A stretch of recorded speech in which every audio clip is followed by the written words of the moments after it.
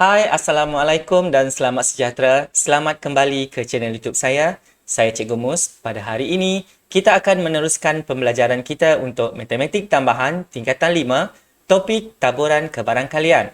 Jangan lupa like, share dan subscribe kerana subscribe adalah percuma. Kita teruskan dengan pembelajaran kita pada hari ini.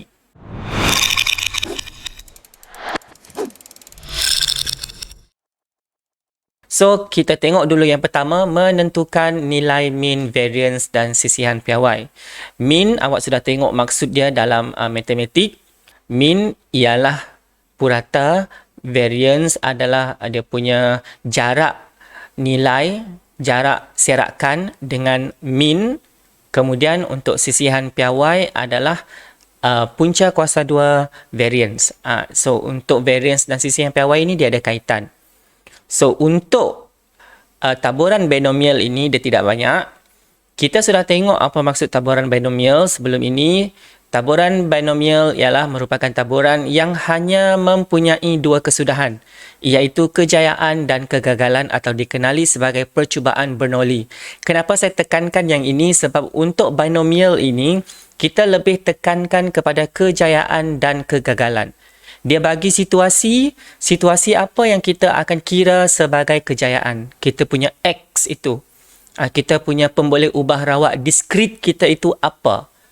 So, itu kita nak tentukan sama ada itu adalah kejayaan ataupun kita nak ambil itu sebagai kegagalan. Sebab itu yang ini saya tekankan lagi sekali dekat sini. Okey, so ini rumus penting. Untuk rumus penting, jangan risau, rumus ini, ketiga-tiga rumus ini disediakan dalam senarai rumus.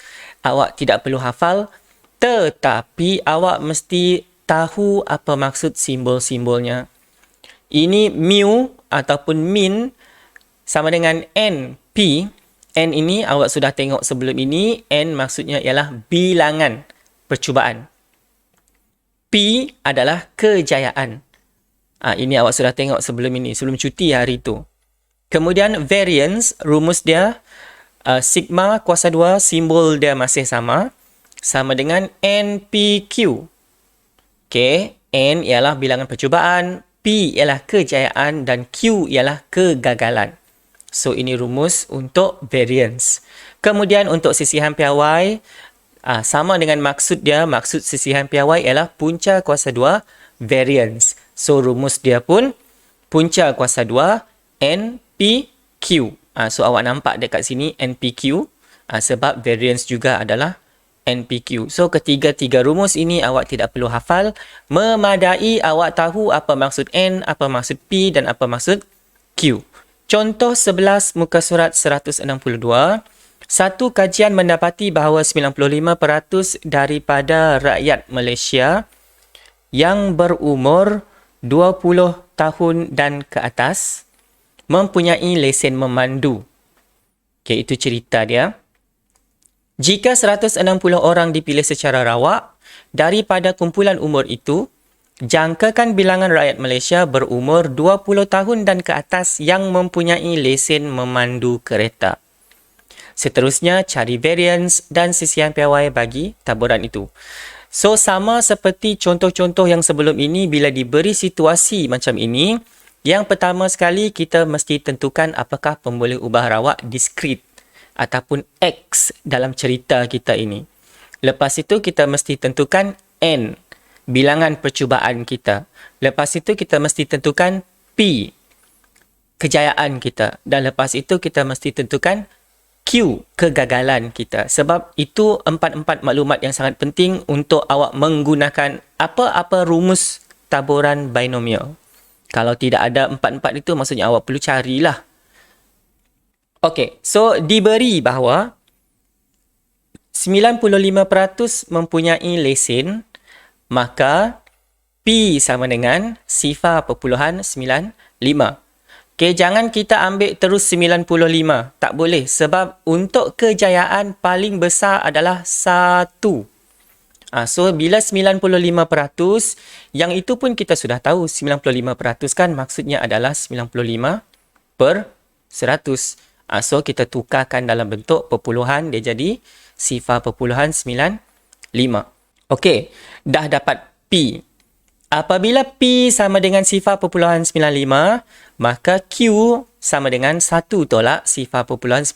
So, kita dapat 0.05. Okay, kita dah dapat P dan kita dah dapat Q. So, kita cari pula N. Dalam soalan cakap, apabila 160 orang dipilih daripada kelompok itu, so maksudnya N kita adalah 160. Okay, soalan minta cari min. Rumus min sudah diberi. Mu sama dengan NP. N ialah 160. P ialah 0.95. So, terus tekan kalkulator dapat 152. Untuk yang ini senang sebab soalan dia direct to the point. Dia belum lagi menyelesaikan masalah. Dan yang kedua, soalan minta cari variance. So, untuk cari variance, rumus dia ialah sigma kuasa 2 sama dengan NPQ. So, kita dah ada N tadi, kita dah ada P dan kita dah ada Q. Gantikan sahaja 160, 0.95, 0.05 sama dengan 7.6 sifar. Kemudian, sisihan piawai sigma sama dengan punca kuasa 2 NPQ. Gantikan sahaja. Okay, dekat sini tadi sisihan piawai maksud dia ialah punca kuasa 2 variance. Kan? So, dekat sini awak dah dapat variance. So, awak boleh terus punca kuasa 2, 7.6 sifar. So, dapatlah 2.76. Kepada menyelesaikan masalah melibatkan taburan binomial. Okay, kita tengok contoh terus. Contoh 12 muka surat 163. Okay, semua tengok dekat situ. Sebuah kedai kek menghasilkan sejenis kek coklat. Didapati bahawa 12% daripada kek coklat itu berjisim kurang daripada 1 kilogram. Cari bilangan minimum kek coklat yang perlu dipantau supaya kebarangkalian bahawa sekurang-kurangnya sebiji kek coklat berjisim kurang daripada 1 kilogram yang dipilih secara rawak adalah lebih besar daripada 0.85. Ini yang saya maksudkan. Daripada situasi yang panjang-panjang ini, awak boleh tentukan kita punya pemboleh ubah rawak diskrit. Kita punya X besar itu. Awak mesti boleh tentukan. Lepas itu, kita mesti boleh cari kita punya P, kita punya Q dan kita punya N. So, untuk soalan ini, itulah masalah kita. Kita tidak ada N. Kenapa saya tahu kita tidak ada N? Sebab dalam soalan ini dia sudah kata cari bilangan minimum kek.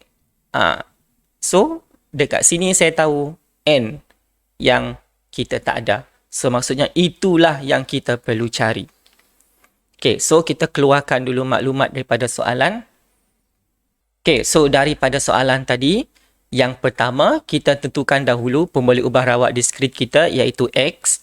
Cerita dalam soalan ini tadi ialah kek coklat yang jisimnya kurang daripada 1 kilogram. Itu dia punya cerita. So, lepas itu X sama dengan BNP. Okay, ini yang saya maksudkan. Kita punya notation. Kadang-kadang dalam soalan dia bagi dalam bentuk macam ini. Dia tak cerita panjang-panjang kadang-kadang. Dia terus bagi macam ini. Tapi awak tahu dekat depan ini adalah N dan dekat belakang ini adalah kita punya P. Okay. Sebanyak 12% berjisim kurang daripada 1 kilogram. Maka P kita ialah 0.12. Kita ambil ini sebagai kejayaan kita sebab pemboleh ubah rawak diskrit kita adalah bilangan kek yang kurang daripada 1 kilogram.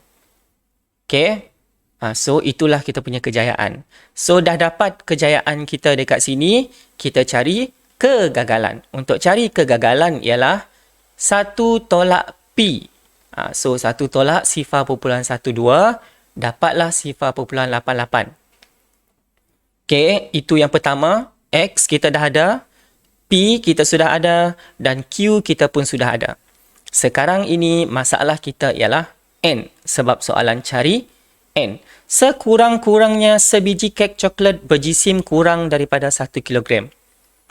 Macam yang saya cakap sebelum cuti hari itu, di dalam ayat ini ada maksudnya sendiri. Dalam ayat dia guna perkataan sekurang-kurangnya.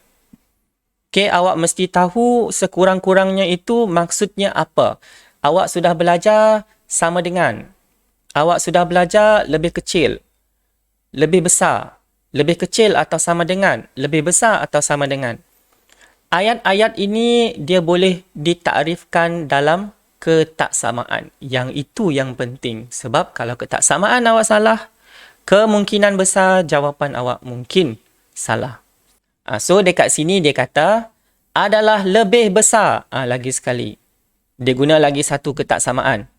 Lebih besar daripada 0.85. So maksudnya di dalam satu ayat ini ada dua ketaksamaan. Yang pertama ialah sekurang-kurangnya.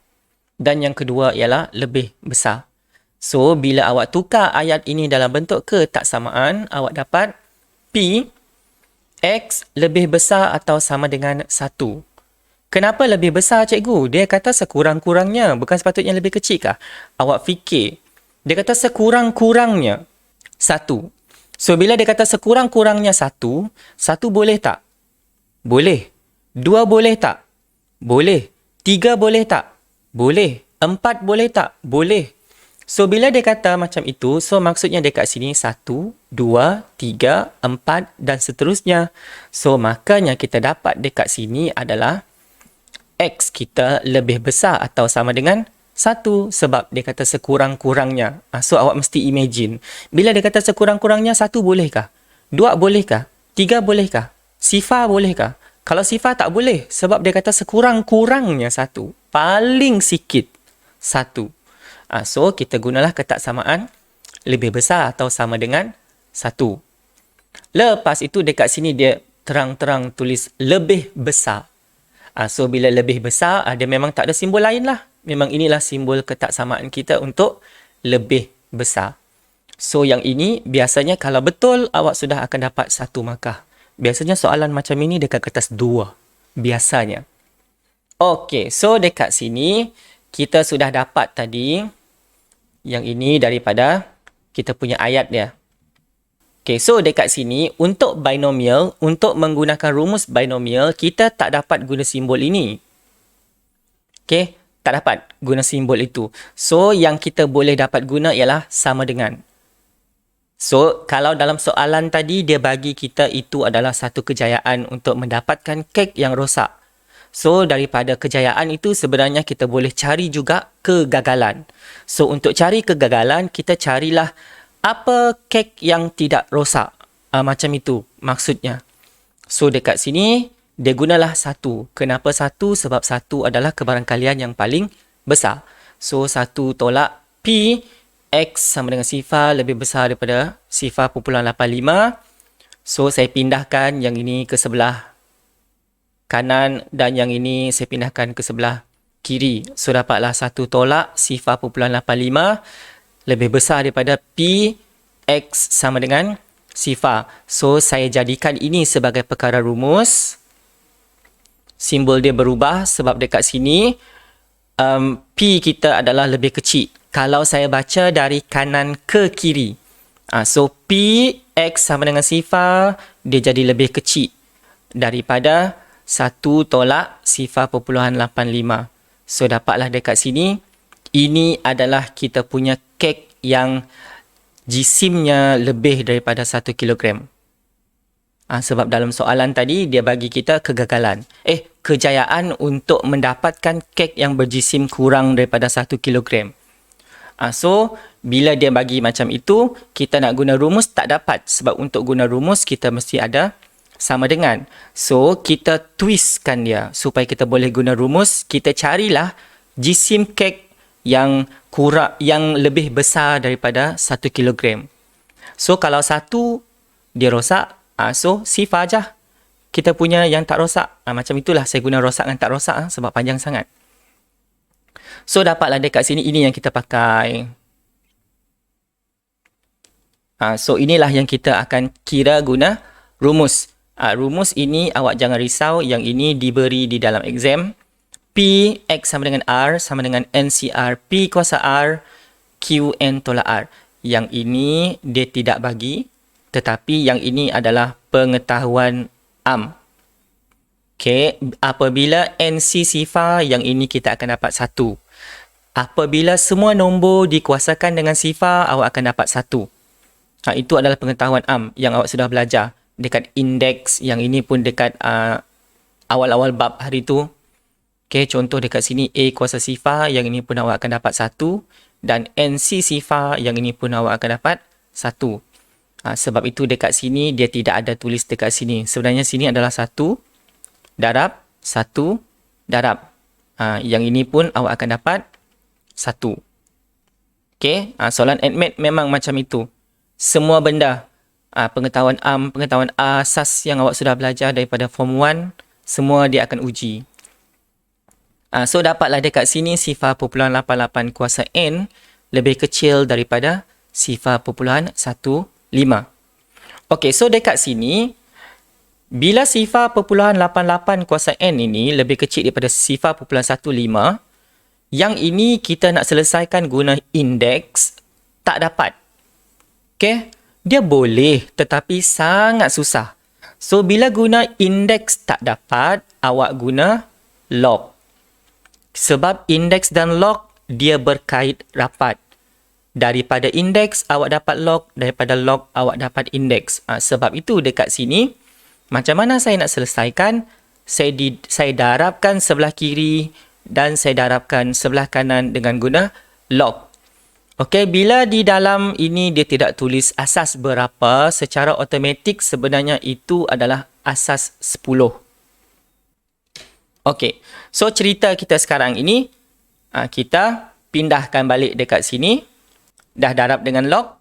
So sekarang ini N, ikut hukum log, kita pindahkan ke depan. So jadilah N log sifar 0.88 lebih kecil daripada sifar 0.15. So sambung lagi dekat sini. Ini tadi yang kita dapat daripada yang tadi. Okey, so untuk mencari N, kita pindahkan log sifar 0.88 ke bawah. Okey, dekat sini kalau awak perhatikan ketaksamaan kita berubah. Kenapa ketaksamaan kita berubah? Sebab log, awak boleh tekan kalkulator awak sekarang, log sifar 0.88 nilai dia adalah negatif. Nilai dia adalah negatif. So, bila negatif, ingat yang awak dah belajar masa menengah rendah, untuk ketaksamaan, bila dia pindah dengan operasi darab atau operasi bahagi, simbol ketaksamaan disongsangkan, berubah. Sebab itu, kita punya ketaksamaan pun berubah. Okey, lepas itu, bila awak tekan kalkulator, dapatlah N lebih besar 14.84. Okey, adakah ini jawapan akhir awak? Bukan. Kenapa bukan walaupun dia sudah habis? Kek. Kan situasi kita sekarang ini kek. Adakah orang jual kek 14.84? Melainkan awak beli yang memang ikut saiz dia tu lah. Kalau awak beli yang bulat-bulat itu, mana ada yang berlubang potong-potong. So, bila dia macam ini, awak ambillah yang paling hampir.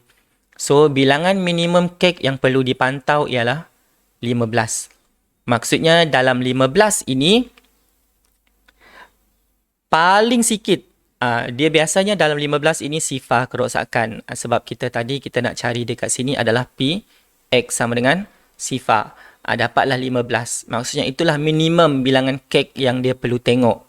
Sebab kalau dia tengok 16 kek, dia mesti akan jumpa satu rosak. Rosak itu maksudnya jisim dia kurang daripada 1 kilo. Itu saya gunalah lebih senang. Yang saya guna rosak dengan tak rosak, lebih senang. Okay, so dekat sini sifar rosak. So kalau N sama dengan 16, dia dah jumpa satu rosak. Sebab itulah dekat sini tadi kita cari kegagalan. Sebab yang kegagalan dekat sini adalah semua kek cantik. Semua kek tak rosak. Itulah dia punya kegagalan dia. Contoh 13, muka surat 163. Dalam satu kajian didapati bahawa 35% daripada rakyat Malaysia yang lahir dalam julat tahun 1980 hingga tahun 2000 berkemampuan membeli sebuah rumah sendiri. So, jika 10 orang daripada rakyat Malaysia yang lahir dalam julat tahun itu dipilih secara rawak, maksudnya daripada kelompok yang lahir 1980 sehingga 2000 ini, jika 10 orang sahaja dipilih, cari kebarangkalian bahawa tidak lebih daripada 2 orang yang berkemampuan membeli rumah sendiri. Okey, dalam ayat ini banyak maklumat yang dia bagi. Okey, so kita terus tengok dahulu. Kita ingat cari kita punya X, cari kita punya P, cari kita punya Q, cari kita punya N. Itu yang penting sebab yang ini pun ada markah juga sebenarnya. Biasanya antara 1 atau 2 markah. So, X kita ialah mewakili bilangan rakyat Malaysia yang lahir dalam julat tahun 1980 hingga tahun 2000 yang mampu membeli rumah sendiri. Inilah pemboleh ubah rawak diskrit kita yang mampu membeli rumah sendiri. Okey, lepas itu kita tengok juga seramai 35% berkemampuan membeli rumah. So, inilah kita punya kejayaan. Sebab dekat sini, dia sama dengan kita punya X yang mampu beli rumah. So, P adalah 0.35. Lepas itu, daripada P, kita boleh cari Q. Q adalah 0.65. Macam mana dapat? 1 tolak P. So, dapatlah 0.65. Dan N ialah 10. Okey, mana dapat 10 ini tadi? Sebab daripada kelompok ini tadi, dia pilih 10 orang. Itulah kita punya bilangan percubaan. So, N adalah 10. Lepas itu, dia ada minta lagi satu syarat. Cari kebarangkalian tidak lebih daripada 2 orang. Okey, ingat ketaksamaan yang awak sudah belajar, yang ini. Ketaksamaan yang awak sudah belajar. Nampak tak tu? Saya rasa nampak kot. Bila dia kata tidak lebih, sifar boleh. Boleh ke tidak? Okey, contohlah saya tulis macam ni ya. Okey, ini bilangan manusia lah. Sampai 10 dekat sini. Sifar boleh tak? Boleh. 1 boleh tak? Boleh.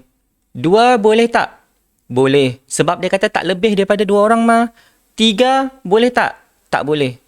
4 tak boleh.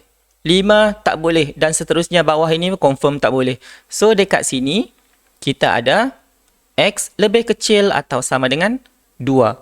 Macam itu cara dia kita nak menentukan ketaksamaan apa yang kita nak pakai. So, dapatlah dekat sini, kebarangkalian X lebih kecil daripada 2. So, ini yang soalan minta. Bila dia kata lebih kecil atau sama dengan 2, kebarangkalian kita adalah sama dengan sifar, tambah sama dengan 1, tambah sama dengan 2. Yang ini awak sudah belajar dekat awal-awal binomial hari itu. So, kita gantikan ke dalam rumus. Rumus kita adalah NCR, P kuasa R, Q, N tolak R. Sebab itu pentingnya kita cari P, kita cari N, kita cari Q di awal-awal tadi. Okey? So, gantikan sahaja. So, N kita ialah 10, C, R kita ialah sifar, 0.35 dan kuasa sifar, 0.65 kuasa 10. Okey, ingat macam yang saya cakap, untuk tulis, boleh letak kurungan macam ini. Bila tekan kalkulator, awak guna darab. So, awak guna 10 C sifar darab 0.35 kuasa sifar darab 0.65 kuasa 10. Okay, kira satu per satu. Saya tidak galakkan awak kira sekaligus terus sama dengan ke ujung ni. Risau saya, okay? Kira satu per satu. So, dapatlah dekat sini 0.135.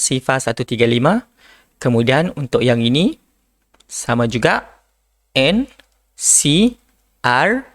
Ini untuk yang ini. 0.35, kita punya kejayaan tadi. 1 adalah R. 0.65 adalah kita punya kegagalan tadi. So, N tolak R. Lepas itu, kita tekan kalkulator dapat 0.0725. Dan yang belakang ini pun sama juga. Kita ikut langkah yang sama. Cumanya kita tukar nilai R. Itu sahaja kita tukar. Dan kita dapat jawapan 0.1757. Lepas itu, terus dapat jawapan akhir 0.2617.